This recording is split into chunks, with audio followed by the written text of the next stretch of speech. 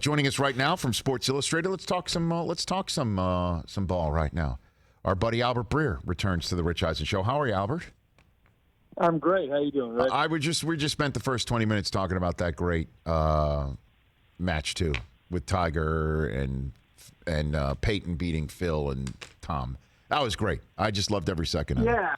Yeah. So I was juggling some stuff. I was trying to watch it, like I was juggling my column and everything, and I thought the coolest part, and I don't have the context, so I was in and out a little bit on it, but I thought the coolest part was Phil basically giving Brady a golf lesson. That was the stuff that when I was watching, I'm like, holy crap, wouldn't that be cool to be out there and you've got Phil Mickelson telling you what to do with the shot, So yeah, it was a lot of cool elements to it. But that was the thing that stuck out to me is wow, for Brady, this has got to be pretty cool. And that's a guy who's got 6 Super Bowl rings. I know. At least he got something out of it because he was getting an earful. I mean, from Barkley live and then on Twitter, just an absolute total deluge of people having fun at Tom's expense.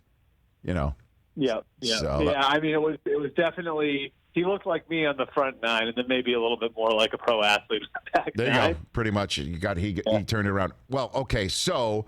About half hour before we went on the air, the governors of the state of New York, Andrew Cuomo, and New Jersey, Phil Murphy, announced that teams can return to facilities. And both the Giants and Jets sent out statements saying that we're looking into it. We'll do it when it's best for our operations. But it certainly looks like dovetailing the comments from Stephen Ross, the owner of the Dolphins, who does have many businesses from malls to gyms and all that sort of stuff. That so him being optimistic in public helps a lot of his businesses. But it does certainly look right now, Albert, like this is a go. Would you say that that's the general sentiment right now with the NFL?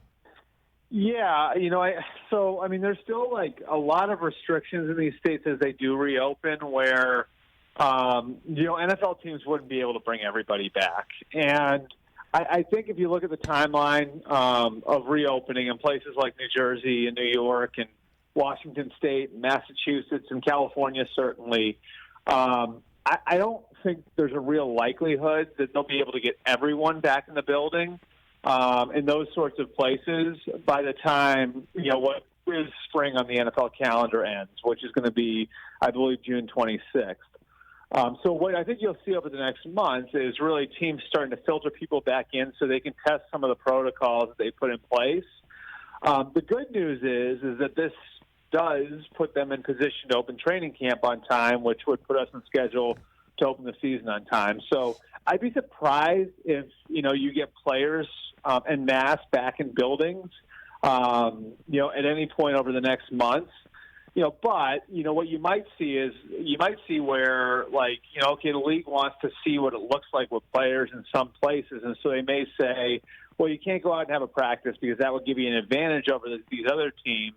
But if you want to go in and meet, maybe you can do that. And that would be the first sign of the NFL really, seriously breaking, what had been, I think, pretty protective measures from a competitive balance standpoint to kind of insulate the teams that are in the areas with more restrictive rules. So I guess what are you hearing about everything else that Troy Vincent, the head of football operations, saying that essentially that they're going to go full bore, expect a full season on time with fans until they're told otherwise. And the owner of the Dolphins, Stephen Ross, saying there's a plan to have at least 15,000 fans at Dolphins games, this fall. What is the timeline from what you're hearing for a league with a league that's essentially taken full advantage of them not having to have one over the last several months in a way that other sports who were interrupted had to have? I think it's okay to say. I think it's okay for everybody to say I don't know because we don't know what this is going to look like in July or August. That said, there's definitely been progress. And I do think they're eventually going to have to cross that bridge where there are going to be some inequities where one state's going to allow this and another state's not going to allow that. It's going to be problematic for one team and maybe not so much for another. To this point, they've had that luxury, like you said, where they don't have to do anything. They're at a point in their calendar where it's okay for them to just sit back and kind of watch what happens with everybody else. And they're going to have that luxury over the next couple months too, Rich. I mean, as baseball and basketball and hockey get back to work, they're going to get a chance to look at what those sports do right, what those sports do wrong, and incorporate it to what they're doing. I would say this, as far as what Troy is saying, Troy Vincent's saying, the league office has to take care of the teams, and right now the teams are going to have to sell tickets, and so they do have to project confidence to their customers that they're going to at least try to do this so they can move the product. But I think there are certain places, certainly the teams out there in LA that I think are very much planning for the reality that they could start the season without fans in the stands or with a limited number of fans in the stands. And so much of this, as you know, is going to be based on what happens state to state. But I'd expect them to kind of be confident about the idea that they could have fans in the stands come September or October, with the knowledge that it's probably going to be different from one team to the next. Albert Breer, the MMQB senior NFL reporter, Sports Illustrated here on the Rich Eisen Show. What's going down this week with the ownership? They're voting remotely on some rules changes. Yep. What's set the week up here as we head into June 2020? Albert. The one that I think got now the onside kick alternative got a lot of attention. We'll get to that, but I think the one that might have the most impact. I don't know why this slid on the radar as much as it did last week, but the Sky Judge being voted on, I think, is huge. And the fact that the competition committee is now behind the Sky Judge thing is enormous, too. When the pass interference thing went in last year, Rich, that was seen by the 32 head coaches as a step towards getting a Sky Judge. They all want a Sky Judge. I'm telling you, that number of coaches that are in favor of the Sky Judge is 90 to 95%. And the few holdouts only are that way because they want to see how the mechanics of it work. And all those coaches want a mechanism where the officials have the benefit that we all have at home, where you've got infinite different angles and crystal clear HD. Why do all of us have that at home and the officials on the field don't get the benefit of that?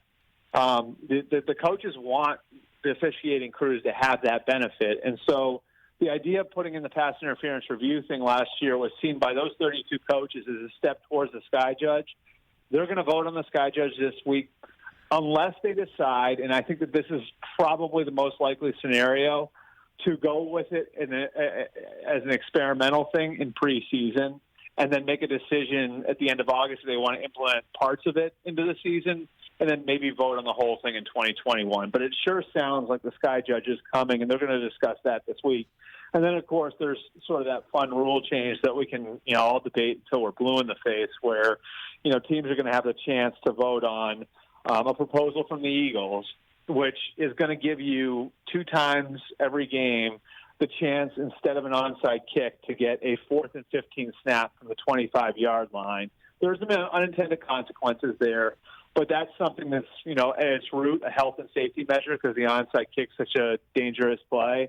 But, obviously is going to be something that would have a big effect on the way the end of some games could play out. Well, let's take this one at a time here, Albert. How does the Sky Judge work from what you've been told and understand? Yeah. Because, the minute that you have somebody upstairs after a play is done, not throwing a flag while it's being done, but using replay to run through, to relitigate a play in the mere seconds that we've got between that play and the next play, only serves to lend a serious level of frustration to the viewer at home, if not in the stadium, to know when a flag has been thrown and for what and why. What is the actual mechanics of this? Well, you hit on the key point, which is the play clock. And the play clock's going to govern a lot of this. And, there are certain plays where when we see them on TV, it's obvious to us, right? Like, oh, my God, they got that one wrong. That's clearly wrong. And then there are other ones where when you look at it from 10 different angles, you're like, they got that wrong, And so there's a difference between the two. And I think the play clock's going to govern this in that the guy up top has very little time to get to the head referee and say, you got this wrong. So it's got to be obvious, just logically, if you look at the time constraint there. And so there are going to be two instances where the booth official or the booth umpire, the sky judge, is going to come into play. And he's going to report to the head referee, so he's going to be part of the officiating crew. One is he can buzz down to him in the first 15 minutes of the play clock. So once the play clock's at 25 seconds, he can't buzz down anymore. The other is if the head referee wants to use him as a resource, and he can buzz up to him. And so, I think that way, that sort of kind of alleviates some of the issues that you might have with delaying the game or slowing the game down, because it almost has to be an obvious miss for this whole thing to get triggered, which I think is what we're all looking for those things to get corrected. And you got to give the coaches credit for this, because the coaches are the ones who worked on this. And there are a bunch of guys, Bill O'Brien, John Harbaugh, Ron Rivera, Mike Tomlin, Sean Payton. There are a bunch of guys that worked really hard to get this right and that want to see the technology that we all have at our disposal incorporated into the way the game's officiated. And so I think that there's an efficient way to do it. And through their hard work, I think that they feel like they've found that area where you can do this in an efficient way where it won't slow down the game. And think about this, too. It would probably take some unnecessary challenges out of the game, which is a plus for everybody as well. Well, that's one thing, I guess. But to me, what you just said, Albert, sounds exactly what was said in support of making pass interference reviewable. Everything that you just said, hey, only the obvious. Hey, we got to get the obvious right. Hey, people are seeing it at home. Right. We got to use it to fix it, and that's what the coaches want. They want it reasonable, and then when it came time to actually putting it into play, the powers that be, and there, you could say it's either the operations office or the officiating department, which is obviously under NFL operations, that somebody just didn't. I'll say it. Somebody didn't have the stomach for it. Where they didn't, that's what's been pointed. I mean, that's what Sean Payton said on our Buddy Lock and Forrest show in Baltimore a couple weeks ago, or absolutely intimated that sentiment, and it made news because here's the coach who tried to make it happen and was the most aggrieved party, saying that, hey, it could have worked if the NFL had gotten it right or wanted to do it or had the gumption for doing it. Why aren't we going to have the same thing replay out with Sky Judge? Well, it's funny because I think it's sort of like, I'll take you inside the politics of this. Please. That I think, I think that this is, there are politics involved. And I don't know how much you guys followed what happened at the owners' meetings last year, but there really was, last year, like after what happened in the Saints-Rams game at the end of the 18 season, at the owners' meetings in Arizona, the 32 coaches banded together and said, we need to get this fixed. And, I think that where they saw the pass interference challenge system as sort of a middle ground and a step towards the sky judge, I really think the officiating department took that as, like, this isn't right for us. This is going to make our jobs that much harder. And we weren't really, this didn't really work for us. So, like between Al Riveron, the on-field officials, the coaches, there was some ill will there. And I think that there was a lot of feeling that there was push and pull on that in the way that it was officiated during the season in 2019. And I think the way the coaches have addressed this is now they've taken themselves out of it, and they've said, we're giving you an extra official now, and that guy is going to be part of your crew. So it's not us throwing challenge flags and making your job more difficult. It's somebody who's going to be part of your crew and reporting to your head referee that's going to be a resource to you. So we're not calling you out for mistakes. We're not challenging the way that you're officiating the game. We're giving you a resource, and we're putting that resource on your crew so you'll have a relationship with the guy and you'll be able to work with him, and he will be a backstop to give you something that you haven't had over the years. And I think that makes all the sense in the world. I mean, maybe I'm wrong, but this whole thing kind of turned into a mess last year, and we all witnessed that in real time. And it really, I think underneath all of it, there was this push and pull between the officials and the coaches. And now I think the solution that the coaches have worked on with the competition committee and then tried to make work here is we want to just help the officials here. We don't want to make this us versus them. We want to help the officials make the game better, and they think they've done it with this. Albert Breer here on the Rich Eisen Show. Okay, then I love the rule of let's go for it on 4th and 15 from the 25. I love it. You know, some coaches are going to.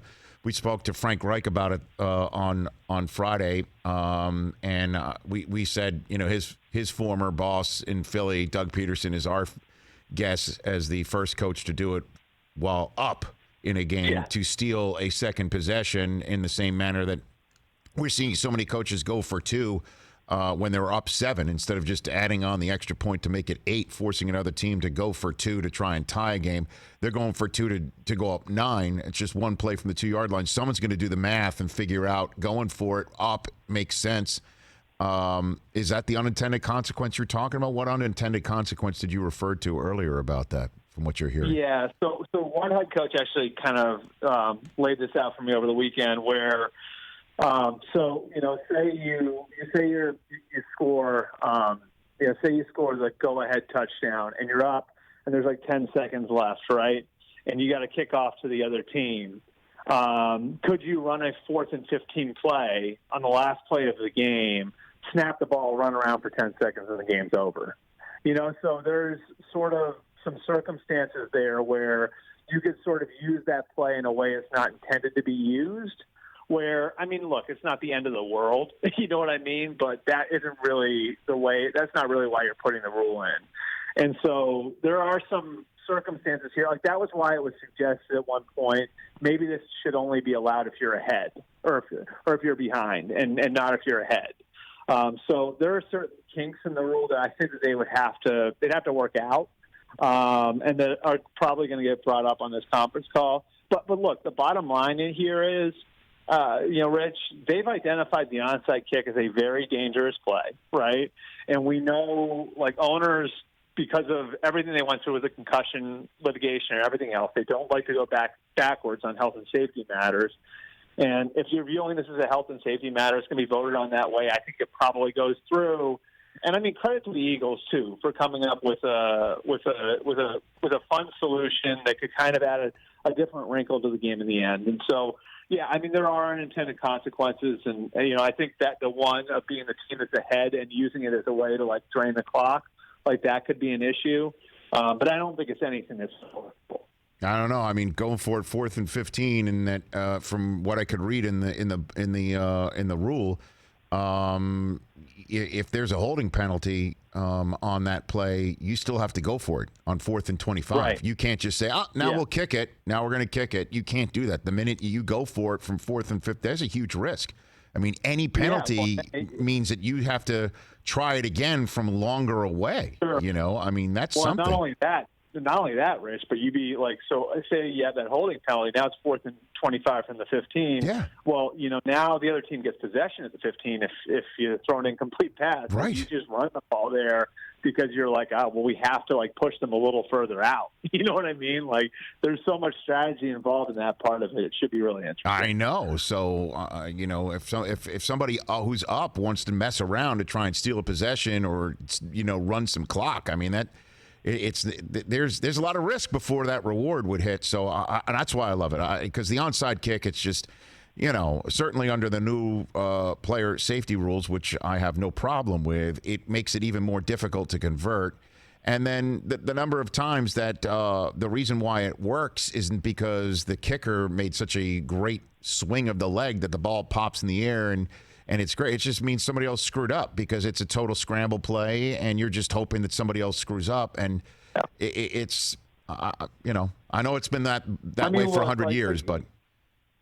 I mean, the bottom line is they not just onside kicks, the kickoff in general has sort of been, I think, in peril for the last 10 years because of everything we've learned about like the dangers of it and everything else. And you know, I think like finding, you know, fun ways to make the play to preserve the play, I think are good. And this, you know, could wind up being a way to preserve the play long term, you know. And like I said, like the XFL and you know, God rest their soul. But the XFL, their solution to the kickoff, to the kickoff situation, I thought was a really good one. And I looked at that and I was like, wow, that's something the NFL should steal.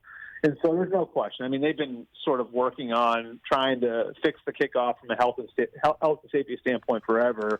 And this would add a really, really interesting piece of strategy to the game. Okay, couple things to hit you on before letting you go on your Tuesday. My colleague from ESPN, my buddy John Clayton, said from back in the day that he's hearing Russell Wilson would love to add Antonio Brown in Seattle. Is there any there for that?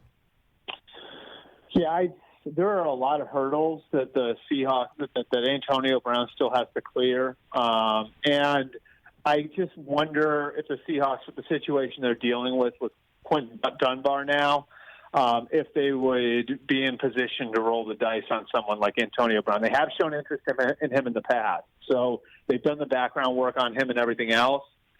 And the idea of it's really fun, especially because, the Seahawks have, DK Metcalf and Tyler Lockett. So they've got Will Disley coming back now at tight end off of injury. They've got a decent emerging young group around Russell Wilson. And so it'd be fun, the idea of Antonio Brown as a player being thrown in that mix, and they have done the homework on him. I just wonder if after the Dunbar situation, if they're in a position to do that. And then, whether or not Brown's capable of clearing the hurdles, he's going to need to clear to get back in the league. Okay, and then the Dak Prescott contract, usually, as you know, it's a midnight, not just a midnight league, it's a 12:01 league, so you wait till the very end, Yep. which would be what, middle of June for July that? Or July 15th, middle of July. Yeah. Okay, so be that as it may, I think we've got a long way to go. What do you say to people who think that Dak's not worth the money that he's reportedly asking for? I think the problem is the question, then what? And I know I've seen some people do the equation like, if you add Andy Dalton to, 7 other players you'd be able to afford if you walk away from Dak Prescott, well, wouldn't you have a better team then? And my answer to that is, well, yeah, you might be really good, and then you got to turn around and pay Andy Dalton. So, you tell me what you want to do. It's a question. It's a question that gets asked because the quarterback market's moved so far beyond everything else. And look, these teams have this great little window when they've got young quarterbacks at a cheap rate. So the Texans have benefited from that. The Chiefs have benefited from that. The Eagles and Rams for a bunch of years benefited from that. Eventually, the bill comes due. And, you've heard for years and years how, some smart team is going to wind up churning quarterbacks. I think the problem is the alternative is that you're sort of out there with everybody else looking for the next guy, and that's not an easy spot to be in. So, I think they get Dak done before July 15th. I think the key to the whole thing is going to be the length of the deal, not the dollars. And I think they'd be smart to get it done before Patrick Mahomes does his deal in Kansas City. You think? Or Deshaun Watson. Or Deshaun Watson. Right. Because the price only goes up. They didn't get it done before. They didn't get it done before Wentz or Goff. The price only goes up as you wait. That's it. That's the thing is, if we're sitting here, look, does $40 million sound like a lot for a quarterback right now? Yeah, it does, because Russell Wilson's, at 35 and he's the highest paid now, and that's $5 million more than 35. But if you wait, if you decide, okay, we're going to sit here and wait, and, it's possible a month from now we maybe have 2 guys. You could have Watson and Mahomes making $40 million a year. Now all of a sudden that's the bar. And I'm not saying they're going to get done that quickly, but we've all seen what happens with the quarterback market. It doesn't stagnate. It just constantly, incrementally moves up. And so, I think that there'd be a definite price to pay if you're waiting to do Dak. And, all you got to do is ask the Washington Redskins how the Kirk Cousins situation played out if you want, a roadmap for, what making quarterbacks play on the franchise tag does for you.